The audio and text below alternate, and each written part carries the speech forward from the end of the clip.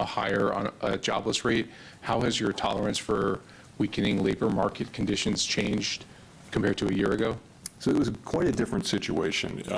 What was happening last year is that over the space of 6, 8, 7 months, the unemployment rate went up by almost a full percentage point. And it was click, click, click, click, click each month. And you know, everywhere people were talking about downside risks to the labor market. At the same time, payroll job numbers were getting softer and softer. So there was a really obvious concern about downside risk to the labor market. And so at Jackson Hole and then in September, you know, we wanted to address that forthrightly. We wanted to show that we were there for the, I mean, we'd been there for inflation for a couple of years, and we wanted to show also that we're there for the labor market. And it was important that we send that signal.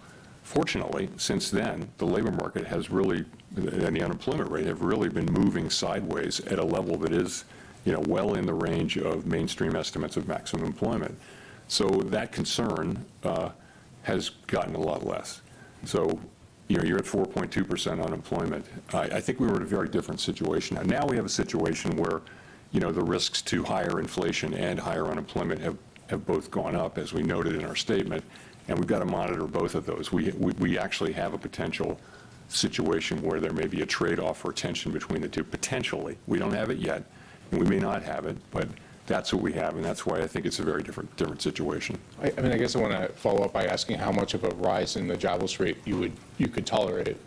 Yeah, I can't give you I'm not going to try to give you a specific number. I'll just say we have to now be looking at both variables and which of them is you know, demanding. If one of them is demanding our focus more than the other, that would tell us what to do with policy. If they're more or less, you know, equally distant and equally or not distant, then we don't have to make that assessment.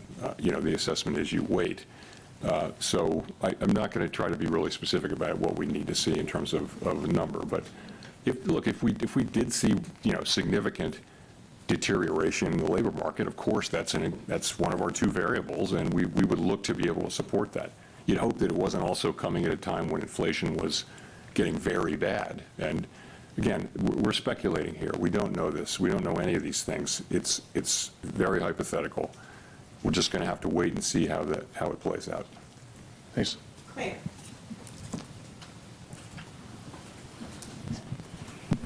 Claire Jones, Financial Times. In terms of getting some clarity, we've got some talks at the weekend in Geneva between the US and China.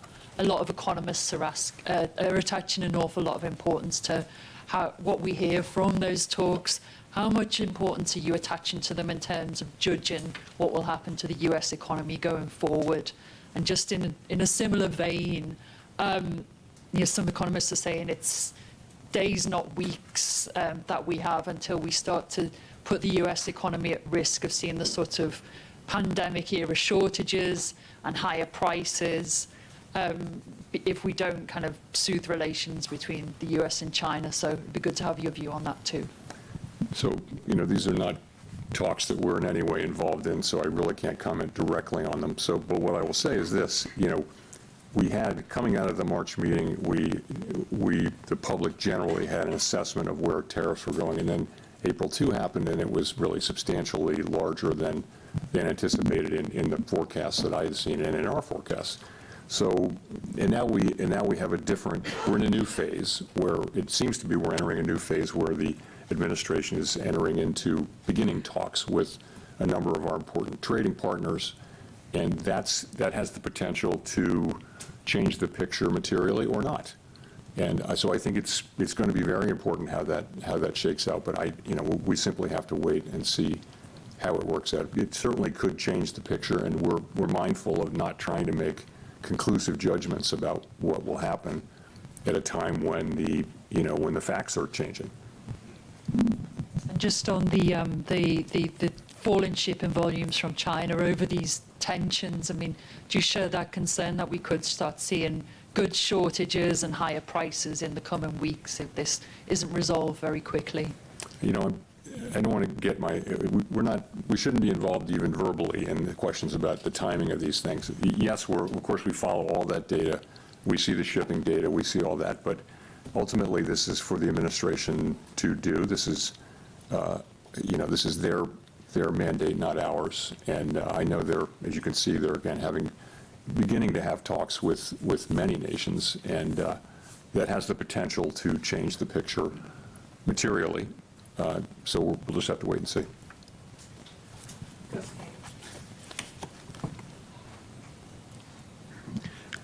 Kosuke Takami with Nikkei. Thank you for doing this. The volume of imported goods increased significantly in the first quarter. Do you think that this situation could cause a delay in the impact of tariff on inflation? And does this mean that it will take longer time to reduce uncertainty? The decision we made today? Which decision? So the future decisions. So the volume of the imports, imported goods increased significantly. So the impact on the imported inflation may delay. So what is the impact to your future decision? Okay, so I mean, I think we think that there was a big spike in imports, right? Very big, historically large, really, and to beat tariffs. And now that should actually reverse, so that it's the difference between it's exports minus imports. So and imports were huge, and so that it conveyed a very negative contribution to U.S. GDP, annualized GDP in the first quarter, as we all know. So that could, in the second quarter, be reversed, so that we have an unusually large contribution to unusually positive. That's very likely as imports drop sharply.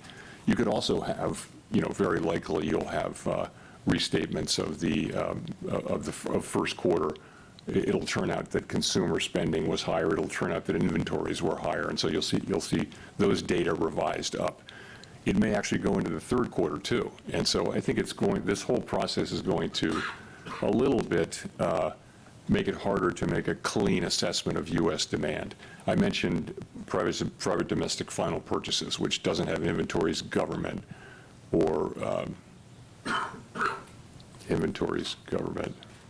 Anyway, it's a cleaner read on private demand, but that too probably was flattered a little bit by by strong demand for imports to beat tariffs. So that might overstate. It's a really good reading, 3% PDFP in the first quarter. That might actually overstate. So it's not really going to, I don't think it's going to affect our decisions. I will just say, though, that it's a little confusing, and it's probably less confusing to us than it would be to the general public as we try to explain this. It's complicated, and GDP is sending a signal, PDFP is sending a signal. It's a little bit confusing, but I think we understand what's going on. It's not really going to change things for us.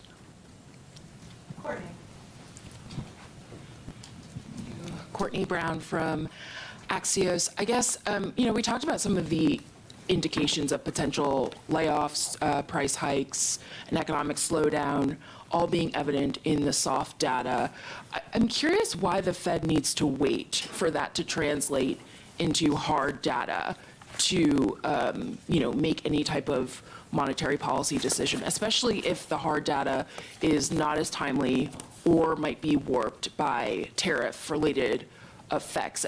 Are you worried that the soft data might be some sort of false warning?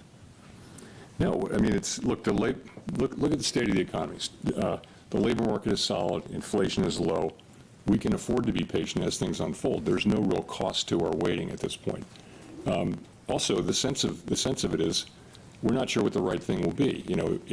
There should be some increase in inflation. There should be some increase in unemployment. Those call for different responses.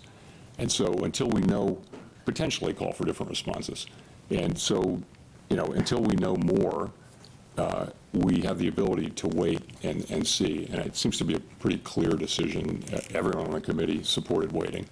And so that's why we're waiting. Just a very quick follow-up. There was this sort of vibe session, if you will, where the sentiments expressed in soft data did not translate into the hard economic data. How are you thinking about that when interpreting some of the signs in the softer survey data? You know, I think going back a number of years, the link between sentiment data and consumer spending has been weak. It's not been a strong link at all. On the other hand, we haven't had a move of this, speed and size. So it wouldn't be the case that we're looking at this and just completely dismissing it. But it's another reason to wait and see. You're right that we had a couple of years during the pandemic where people were saying just very downbeat surveys and going out and spending money. So that can happen, and that may happen to some degree here. We just don't know. This is an outsized change in sentiment, though, and so none of us is looking at this and saying that we're sure one way or the other. We're not. Matt. Thanks, Chair Powell. Matt Egan with CNN. So you mentioned earlier that you're monitoring the shipping data, and we have seen in the shipping data that imports from China into the Port of Los Angeles have plunged, and that has raised concerns about potential shortages. What tools, if any, does the Fed have to ensure that prices and inflation expectations don't get out of hand if tariffs do cause significant supply chain disruptions?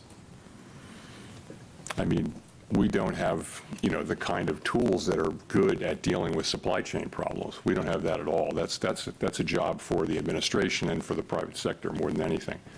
What we can do with our interest rate tool is we can be more or less supportive of demand, and that'd be a very inefficient way to try to fix supply chain problems. But we don't see the inflation yet. We're of course reading the same stories and watching the same data as everybody else, and right now we see inflation kind of moving sideways at a fairly low level. If I could follow up on that, President Trump has indicated that he will likely name a replacement for you when your term as chair expires next year. But your position on the board runs through January 2028, I believe. Would you consider remaining on the Fed board even if you're no longer chair? So I don't have anything for you on that. My whole focus is on, and my colleagues' focus is all on, trying to navigate this tricky passage we're in right now, trying to make the right decisions. We want to make the best decisions for the people that we serve. That's what we think about day and night, and this is a challenging situation, and that's 100% of our focus right now. Let's go to Jennifer for the last question. Thank you so much, Chair Powell. Jennifer Schonberger with Yahoo Finance. Public records of your schedule so far this year show no meetings with President Trump. Past presidents Obama, Bush, and Clinton have all met with Fed chairs, and you met with Trump during his first term. Why haven't you asked for a meeting yet with the president?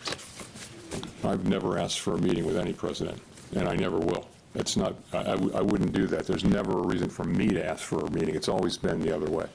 So would you want to meet with him if given the opportunity to get more information? It's never an initiative that I take. It's always an initiative. I don't think it's up to a Fed chair to seek a meeting with the president, although maybe some have done so. I've never done so, and I can't imagine myself doing that. I think it's always comes the other way. A president wants to meet with you, but that hasn't happened. And if I could just ask one question on monetary policy. When it is time to cut rates, how will you determine how far down rates will have to come to try to keep a balance on the inflation mandate as employment weakens? I think once you have a clear direction, you can make a judgment about how fast to move and that kind of thing. So it's really the harder question is the timing, I think, and when will that become clear? And fortunately, as I mentioned, we have our policy in a good place, the economy's in a good place, and it's really appropriate, we think, for us to be patient and wait for things to unfold as we get more clarity about what we should do. Thanks very much.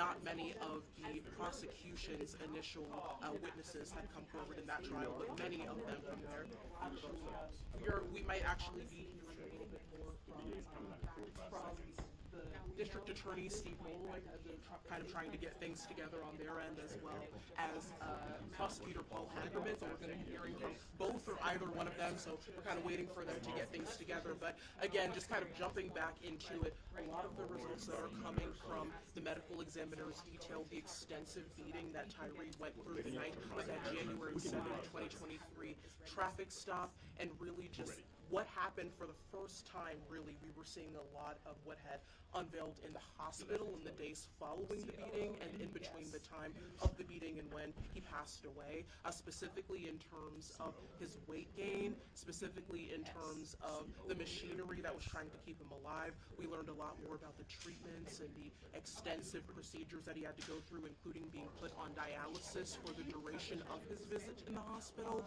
So that was really eye-opening and jarring for a lot of people who were kind of talking about this, and as the progression of the case went on, wasn't really aware of all of his medical conditions during his stay in the hospital there. And then switching gears again to all of the law enforcement and former law enforcement that we had seen being witnesses coming from the defense, specifically as they talked about these ex-officers following procedure extensively, that they didn't use excessive force, that they did not use deadly force in any manner, and just talking about how the Memphis Police Department trained them, showed some training videos, and just a lot of what they had continued to go through, and saying that they followed everything they were supposed to be following the night that they stopped Tyree. So again, lots of different revelations that were really coming from this, a lot of which was really eye-opening and not really much heard about to the public for the first time. And again, as we wait for the reaction to come from District Attorney Steve Molloy and the primary prosecutor in this case, Paul Hagerman, to just kind of talk about their overall thoughts about this, and seeing that, again, as we have been saying, that these ex-officers were found not guilty on all 7 of those charges. I also want to detail for you a little bit more about some interesting points in the closing arguments that seem to really work here. I told you yesterday that the defense attorney, Martin Zuma, who represented Justin Smith, took a really daring approach and differentiated a little bit from the other defense attorneys in this case, specifically as he put a lot of the blame on Tyree, and he put a lot of the blame on the actions that he took that night, specifically when he was talking about running away from the police, and when we were talking about that. And actually, we have District Attorney Steve Molloy coming up right now, so we're going to get to that live question. Thank you. I want the trial team to flank me. So, we are obviously disappointed by today's verdict. We respect the jury's decision, but we obviously strongly disagree with it. We, in good faith, brought this case, and I am convinced to this day that we had compelling evidence that showed that there was proof for every element of every one of the offenses that we charged. The jury took a different view. That is, of course, their right. That's the part of the decision. I want to start out by commending the trial team, Mr. Hagerman, Ms. Johnson, Ms. Headley, who did an excellent job. I wouldn't have done anything different. I thought they brought a compelling case to bear. I also want to commend the family of Tyree Nichols, who showed extraordinary grace and resilience through an incredible ordeal, an unimaginable ordeal. It's hard for me to understand, as I'm sure it's hard for the public to understand, or many in the public anyway, who watched that video, who heard the testimony, who heard the compelling arguments of trial counsel. It's hard for us to imagine how someone could say that none of the defendants were guilty of any of the charges. I personally think any fair-minded person who watches the video would come to the conclusion that everybody there had some responsibility for Tyree Nichols' death. But as I said, the jury took a different view. What I do know is this: Tyree Nichols is dead and deserves to be alive. And that is a tragedy. it's my hope that the public understands that this is part of the system and that our office will continue to push for accountability for everybody who violates the law, including, if not especially, those who are sworn to uphold it. What do you think what just didn't connect? What do you think it was? Was it the training? Was it the character witnesses? What do you think it was? It's so hard to figure that out. It could be any number of a million things, and I am disinclined to try to say, oh, we should have done this differently or we should have done that differently, because I think the trial team did an excellent job. Obviously you had a situation where, arguably two of the more culpable defendants were not present. Then that allowed the remaining defendants to point the finger at others. I personally think that when you take a look at all of the evidence, that shouldn't matter. Perhaps the jury took a different view. It's just impossible to say. I know it's very early, but is this a case that you all are looking to retry? I think it is too early for us to say that. I don't know what the grounds would be for that. We do have to accept the finality of a jury verdict in most cases. Any thoughts about the jury being from Chattanooga and an all-white jury? Obviously, people have mentioned that as an issue. I'm not going to speculate about that. I think it's a testimony to the fairness of our criminal justice system that we bent over backwards to get a jury from another jurisdiction to assure that the defendants were given a fair trial. Beyond that, I don't think I should comment. The defense worked on pointing at Emmett Martin as the most violent of everyone there. It seems that they may have landed with the jury. You're securing a guilty plea for Emmett Martin. Can you talk a little more about his involvement? Well, obviously, I think the proof speaks for itself, and Mr. Martin was, extremely involved and culpable, and played a key role in the unjustified death of Tyree Nichols. What's going to happen over at the federal court and what will happen with his case remains to be seen. What kind of conversation did you have with Tyree Nichols' family when they left today? We spoke to them briefly. Obviously, they were devastated. I think you could imagine that they would be devastated. I think they were outraged, and I think we can understand why they'd be outraged by this result, given the evidence.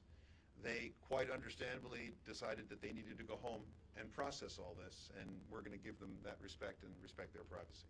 What sort of message does this give to specifically the Memphis Police Department, who just got done with this pattern and practice investigation and really doesn't have to grapple with the consequences of that either? Right. So it's important to note that there have been guilty verdicts over on the federal side. I'm not going to speculate about what will happen over on the federal side, but it's not like there have been no consequences whatsoever from the tragic killing of Tyree Nichols.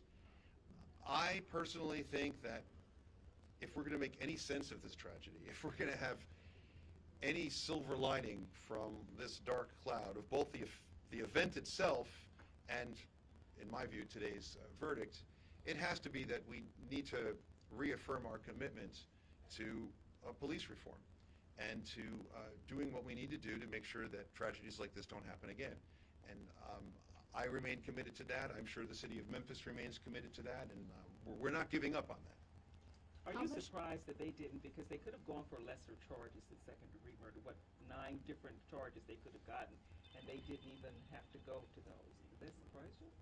Was I surprised that there wasn't a single guilty verdict on any of the counts or any of the lesser included offenses, given the overwhelming evidence that I think that we presented? Yes, I was surprised. Do I have an explanation for it? No.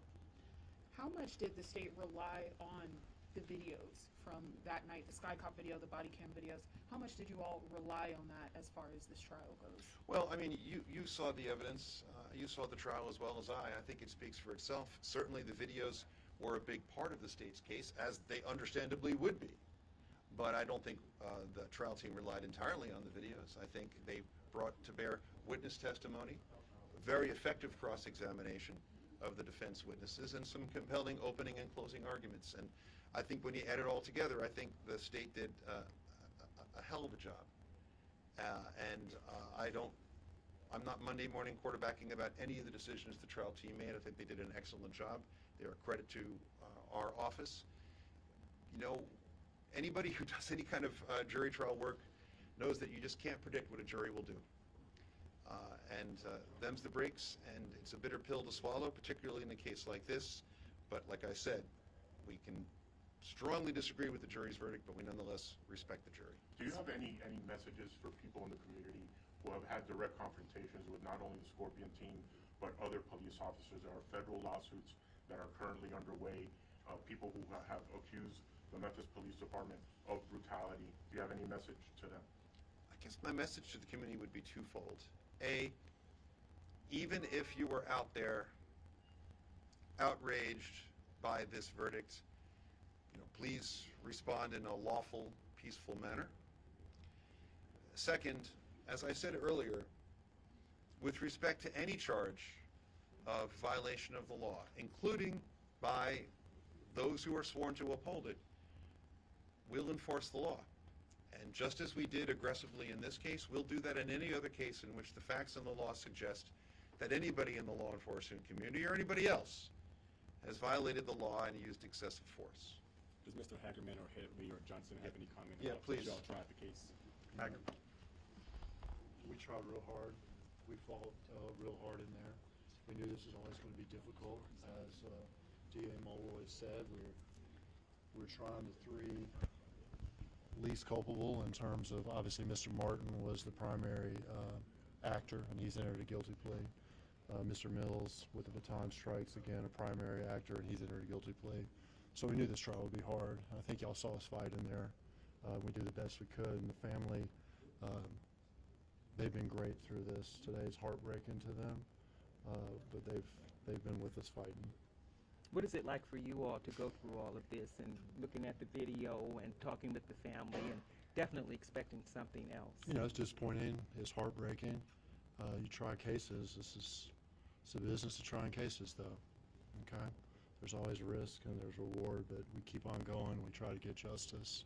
And I think we tried hard in there this week to get justice. I know the family was behind us, and, we didn't get the result we wanted or they wanted, but they've thought about Tyree, obviously, a lot this week, and they're thinking about Tyree now. Dylan? Tanisha? Thanks. Was there any bit of evidence that was presented over the last week and a half, or any argument made by the defense that felt particularly salient to you guys, that you kind of were like, this kind of sucks to deal with and try and move around? I don't think we can at this point sort of, like I said, Monday morning quarterback or think retroactively about this or that. This blow was particularly powerful, that one was particularly powerful. I think structurally, as Mr. Hagman has already mentioned, the two defendants who were most culpable weren't present in the courtroom, right? That doesn't mean that the remaining three defendants weren't culpable. You heard our arguments in there about criminal responsibility, people being responsible for the acts of another, the duty to intervene, the duty to take affirmative steps at what was clearly, a person being beaten to death. That was a structural part of the trial that was a challenge for the trial team. Other than that, I think it's hard to identify any one thing, and it's hard to get inside the mind of the jury. Will this verdict, is this going to affect Emmett Martin's plea deal at all, or any sentence he may receive in this facility? That's up to the federal court. We really can't speculate on What that. about on the state level?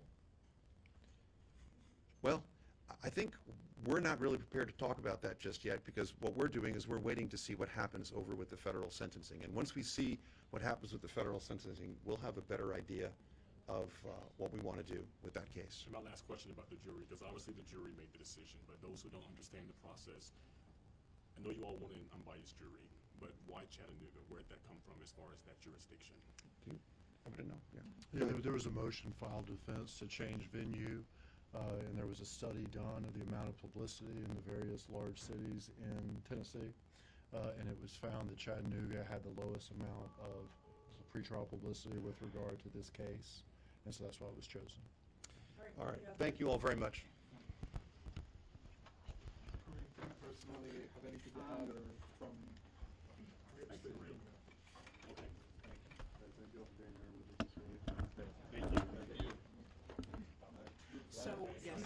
just heard from District Attorney Steve Mulroy, you heard from Prosecutor Paul Hagerman, and just in terms of how they thought the progression of this case went. Again, you heard them saying that they were, of course, disappointed with the jury verdict and their process of this, and of course they were also saying that understandably the family was very upset and they left because they needed time to process all of this. But just hearing the comments, kind of hearing their initial reactions and reflections on this, saying that even though this is not what they wanted and not what they expected, they're going to continue to keep going and trying to continue to secure justice, kind of awaiting the federal outcome and federal sentencing, specifically after that trial happened last year. A couple of other interesting points that he had said there, specifically when the district attorney was talking, he was saying that this, of course, not the expected outcome, but he wanted everybody to know that the prosecution did a great job, as asked in his opinion, and just talked more so about all of the evidence that they lined up and that he thought it was sufficient and substantial enough, but of course did not sway the jury. Also talked about the selection of the jury coming from Chattanooga, saying they had the less media exposure, they had the fewest exposure just in terms of overall reaction and just the initial hearing of this case. So that was why that jury was selected there. Of course, he also talked a little bit more about the initial reaction from the community coming specifically from the Chattanooga area and how that a little bit more shaped things up, specifically with it being an all-white jury. In that area, of course, that has caused some controversy as people have been seeing these court proceedings as well. So that's really kind of some of the initial takeaways. I think one of the biggest ones is that he said that he spoke with Tyre Nichols' family. They had expressed support for the district attorney and the prosecution all week long, but specifically they had said that they needed just this time to, of course, process a decision that is so heavily impacting their family, a decision that they, of course, were not expecting in the progression of all of this, and that they are just going to take some time and reflect and recoup and kind of try to understand what their next steps are in this case as well. Just talk to them after this when they were banking on those prosecutors to get them some type of guilty verdict and not having that today.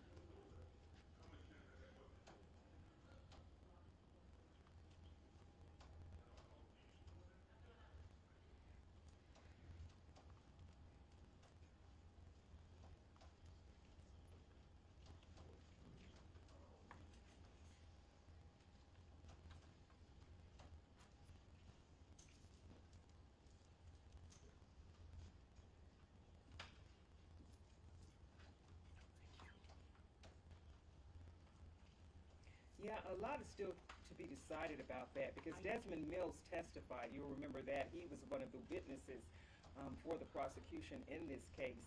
And he admitted on the stand that a lot of his actions and what he said was going to determine what his sentence would be on the state side because he signed an agreement with the prosecution that he would tell the truth and that he would give them information that is truthful or that could affect his sentence. So if he made that, they made that readily apparent in court that that was a part of the deal. So that's still to be determined. His sentence and Emmett Martin's sentence is, and Emmett Martin is one of those who did the kicks and the punches to Tyre Nichols, and he pled guilty, but they labeled him as the vicious one in all of this. And a lot of people were looking at him, but he was not on trial today. In fact, he has pled guilty, so there will not be a trial for him. But everybody pointed to him, and you have to wonder if the jurors that weighed on them, that these guys were not the ones who were really doing this stuff. It was Emmett Martin, and Emmett Martin wasn't on trial today. But he admitted that he was waiting for the person that was his superior. Hey, good evening. Yeah, before we were cut off, before the DA spoke with us a couple of minutes ago, I was interviewing Lydia Coombs here, our very great digital producer who gave comprehensive coverage on our website, actionnews5.com, throughout the trial. I wanted to ask you, what stood out to you about this case that you think may have led to that not guilty verdict on all counts for 3 officers by the jury? That was the question I had because something didn't connect. It was something with these jurors. My question was it the training?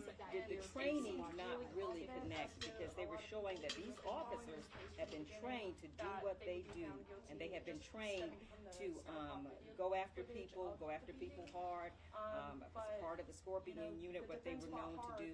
So did the training overshadow the fact that you have this video evidence that is so compelling? But when you go back to the jury room and you start looking at that, yeah, you see this video, you see the kicks, but you also have to counter that with what these officers were taught and what they were told to do in certain circumstances, the level of force they're supposed to use, and when they're supposed to use them, and whether that outweighed that video. And we all saw the video. And I mean, we talked about it. You and Stephanie talked about it first when it first came out, when it came to our news station, and we analyzed it and we looked at it. The shock of it, just seeing the kicks and your officers kicking and punching someone, and you would think that something like that might be so compelling, but you also have to think, and when these jurors went back, they have to look at the law. They have to look at the evidence that they have and have to compare it to the law. And I read over all of the jury instructions, and they told them that no matter what somebody said or anything like that, you have to go by the law. And so you have to wonder how all of that played in when they went into the jury room. Seemingly that they were upset by them, which that could have been the case. There's a lot of factors that go into why a not guilty verdict could be returned, and the decisions have to be unanimous. So, but we may never know. Yeah, that's right. Anything more you wanted to add after being in that courtroom every day watching the jury? No, I think that's. Well, y'all, Lydia Coombs, if you're reading our website, actionnews5.com, she really played a pivotal role sending out those push alerts and writing detailed, comprehensive stories every day, keeping you all posted throughout this 9-day trial, the state trial, and the federal trial. So thank you so much, Lydia. Kim and Joe, back to you. As well as in this trial, but his attorneys were able to tell the jury multiple times that that kick was not to the head of Tyree Nichols, that in fact it was to his body. And the reason they gave was that Haley decided to kick in order to make Nichols give his arm to Smith and Bean so that he would properly be handcuffed. And of course that testimony resonated with the jury.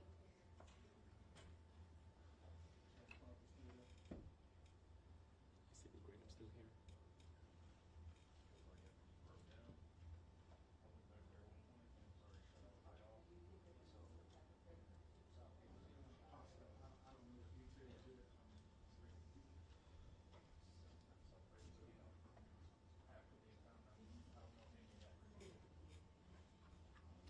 Yeah, and during his closing arguments yesterday, Stephen Leffler, one of the attorneys for Demetrius Haley, actually was effective. He gave timestamps of how at the initial traffic stop when Haley was there, he had just been sprayed with pepper spray in his eyes, and he was still at the scene of that initial traffic stop when Martin, Bean, and Smith were trying to get Nichols into handcuffs. He went through timestamp by timestamp saying that it was at this time that Martin administered a kick, that he administered a punch, that he administered another kick. And this all happened before Haley even got to the scene. But then there was also video shown from the Sky Cop that shows that the second Haley did get to the scene, he made a comment that had an expletive in it, and when he hopped out the car, he did kick Nichols, according to his defense attorneys, in the arm to try to make sure that he could be put into handcuffs. But again, that seemed to resonate with the jury.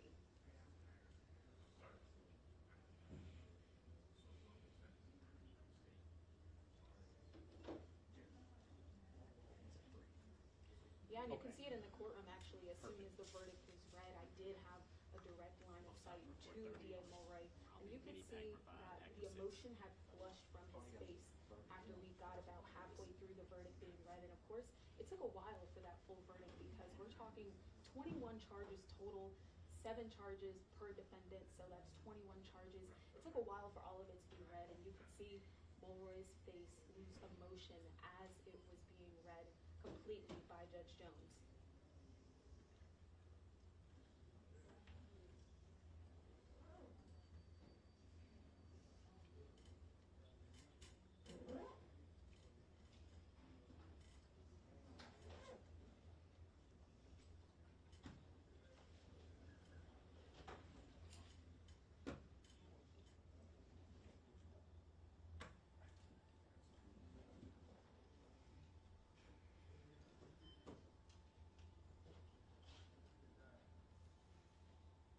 Yeah, you heard it there, but you also did hear, we heard from Deputy District Attorney Paul Hagerman, who was the lead prosecutor on this case. He talked about where that jury came from and why Hamilton County in particular was chosen. Don't know how much of it you heard. The explanation that he gave was that it's one of the counties in Tennessee that received the least amount of publicity when it came to the Tyree Nichols case, and that ultimately is where they decided to choose the jury from, of course, after the judge gave them the go-ahead to get that outside jury to come here to Shelby County.